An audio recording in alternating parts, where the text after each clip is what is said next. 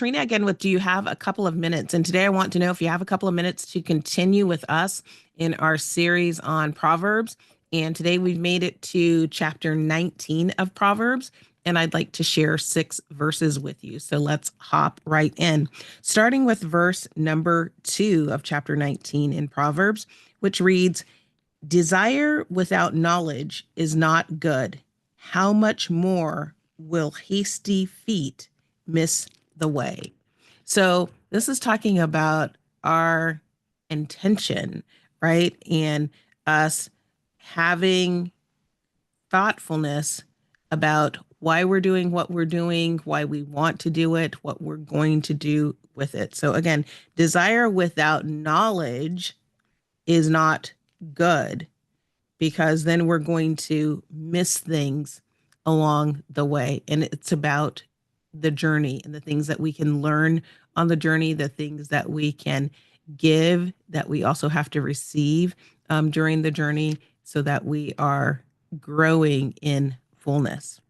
I'm going to hop down to verse number 9, or sorry, verse number 8, which reads, "The one who gets wisdom loves life.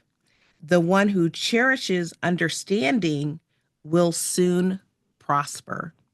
And, you know, these are just kind of great little wisdom nuggets about when we focus on those things that are beneficial, that are good for us, that are helping us to build a strong foundation, that are giving us a broader perspective and understanding. Those things are going to be beneficial for us.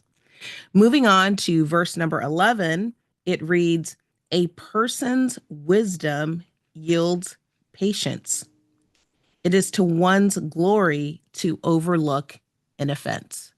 And so this again is talking about what wisdom can do for us. It can help us to be more patient people. It can help us not to get into situations where we're making rash decisions, or we're just reacting very emotionally without thinking about the consequences of those emotions, or considering why the circumstances are the way that they are, how they could come to be, and what really matters in the long run. Sometimes it's best for us to overlook an offense so that we can just keep moving along our way, keep moving toward where we're trying to go versus being distracted.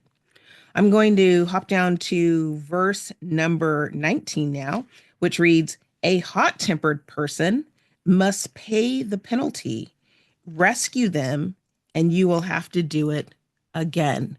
So this is talking about people being responsible for their own actions. Sometimes we want to save people, but sometimes people just need to suffer the consequences of their actions, so that they understand that this behavior leads to this negative thing, and they're not going to have someone that's going to be there rescuing them or paying the penalty for them. So if somebody chooses to be a hot-tempered person and get themselves into trouble, then that is their trouble to deal with versus rescuing them. And if we are insistent upon rescuing them, then that's going to be something that we're going to have to do again and again and again, because they're not learning the lesson. Moving down to verse 20, it reads, "Listen to advice and accept discipline, and at the end, you will be counted among the wise." So if we take time to learn from the experience of others, from the perspective of others that have had greater experience in different areas or just in life, then that's going to allow us to build that stronger foundation and to be more discerning and to utilize that wisdom that's been shared with us. And lastly, I want to read verse 25 of Proverbs chapter 19. And that reads, Flog a mocker, and the simple will learn prudence. Rebuke the discerning, and they will gain knowledge. So here it's talking about the examples that are set. So when we flog a mocker or we kind of discipline someone that's not doing the things that they need to do correctly, those who are simple, who don't yet understand, who are trying to learn, can see that example and understand that, oh, well, when this happens, this is the outcome. When this happens, this is the thing that is associated with that. So by doing the right thing here, by trying to apply the correct discipline or the consequence, when people can see the consequences of others' actions, they can learn from those things.